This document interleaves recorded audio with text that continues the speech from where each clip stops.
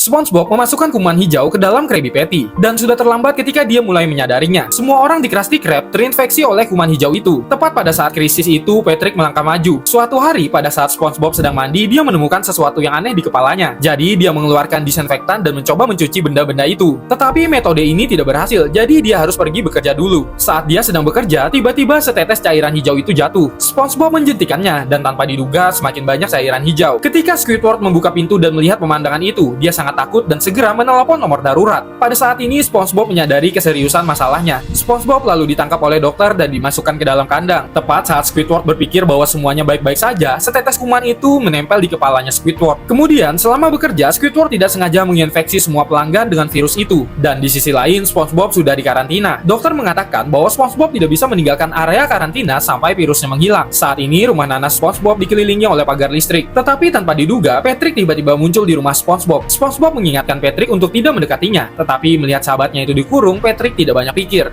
Dia langsung memecahkan gelembungnya untuk membiarkan SpongeBob pergi keluar. Dia mengganti dengan meniupkan sebuah gelembung yang membuat SpongeBob bisa bergerak bebas. Keduanya memutuskan untuk kembali ke Krusty Krab dan melihat-lihat dulu. Tetapi saat ini, Krusty Krab telah sepenuhnya terinfeksi oleh kuman. Semua orang telah ditutupi oleh cairan hijau. Saat ini, para pelanggan juga menyadari keseriusan masalahnya. Mereka mengira bahwa kebersihan Krusty Krab tidak memenuhi standar yang membuat semua ini terjadi. Tetapi ketika mereka ingin berdemo di Krusty Krab, SpongeBob tiba-tiba muncul. Dan ketika para pelanggan itu melihat SpongeBob, mereka segera mengalihkan kemarahannya kepada SpongeBob. Mereka semua melancarkan serangan ke arah SpongeBob, tetapi semuanya terpental oleh gelembung. Tiba-tiba gelembung itu pun pecah. SpongeBob menginginkan semua orang berhenti, tapi semua orang tidak mendengarkannya yang membuat gelembung itu pun akhirnya meledak. Yang mana akhirnya Krusty Krab telah sepenuhnya diambil alih oleh kuman. Tiba-tiba, Tuan Krab merasa kalau tubuhnya itu sedang geli. Ternyata Gary sedang memakani kuman yang ada di tubuhnya. Para pelanggan pun menyadari kalau Gary adalah musuh alami dari virus ini. Mereka segera memperebutkan Gary, tetapi saat ini Tuan Krab memikirkan cara yang bagus untuk menghasilkan uang. Kemudian Krusty Krab telah berubah menjadi toko pembersih, dan semua pelanggan harus membayar untuk membersihkan kuman. Bahkan SpongeBob sendiri juga tidak terkecuali.